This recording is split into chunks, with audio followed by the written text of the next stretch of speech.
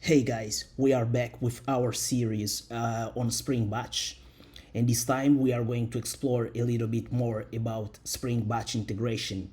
So take a time and read the documentation. So what we are trying to do now is simple.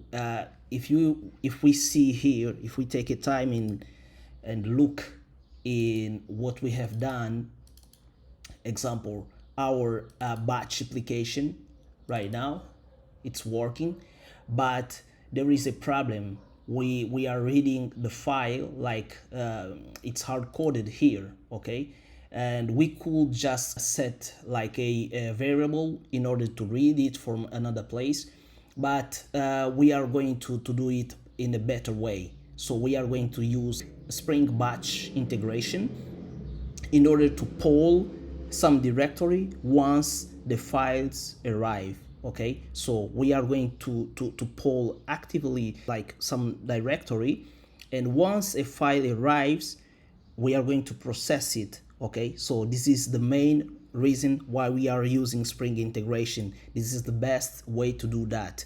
And as we can see here, the Spring team, they created a Spring Batch integration project to solve this kind of problems. Okay, so as we can see here, we have FTP like server, okay, or something like that, and we are going to use some adapters from Spring integration.